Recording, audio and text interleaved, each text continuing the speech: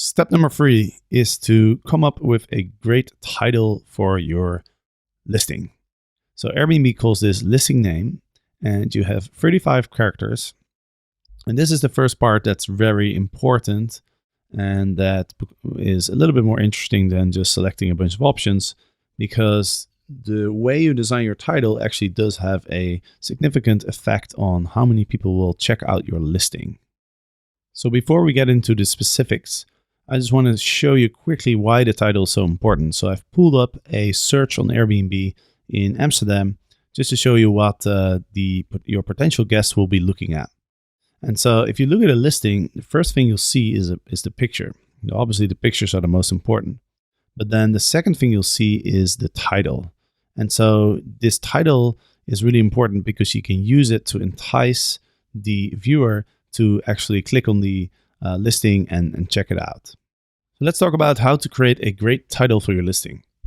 First of all, use the space that is provided. You have 35 characters, so make sure to use all of them, or at least almost all of them. The second point is, don't mention aspects that are apparent. And so what I mean by that is, for example, if you list in Amsterdam, like when people search in Amsterdam, they already know that they're searching in Amsterdam. So there's no need to mention that your place is in Amsterdam because people will already know that. So let's look at a couple of examples to demonstrate this. First example is this listing on the top left here. And the title is At Home in Amsterdam. So obviously you already know that's in Amsterdam, so there's really no need to mention that. Second example I want to show you guys is this person here whose title is Private Room in a Historic Building. Now, below the title, you can already see it's a private room. So it's really a waste of space to mention that in your title. The third point is to highlight your property's best asset.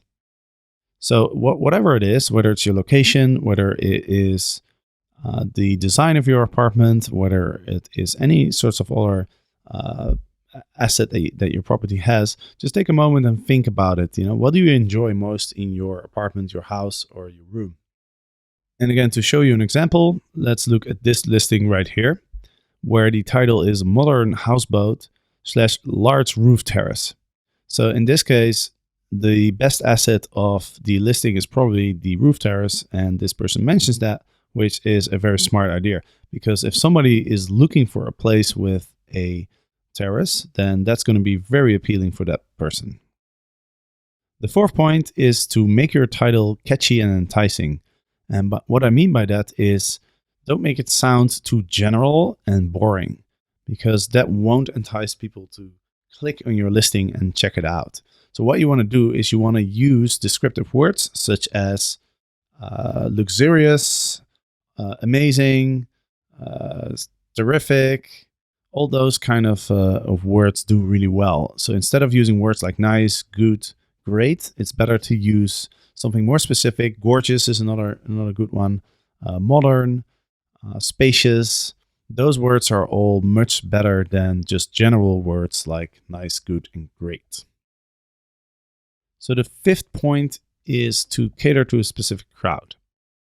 And this is a good idea because it's better to stand out and really appeal to a small audience than to not really stand out to anyone. And so really what you want to do is you don't want to have your title too generic.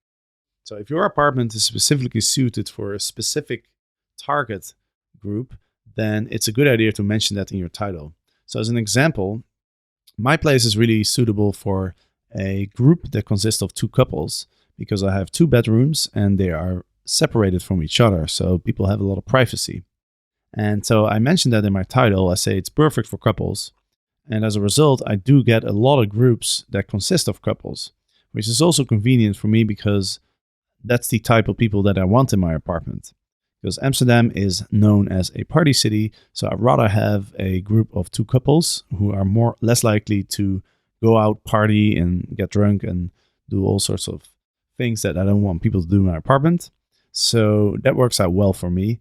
It's appealing to groups who are traveling in as couples, and it's also the type of demographic that I'd like to host. So these are the general guidelines for creating your title. In the resource section to this lecture, I've included a number of good and bad examples for titles. So please go ahead and download the PDF and take a look at some examples of good and bad titles. So the next lecture, we're going to talk about the description summary. So I look forward to seeing you there.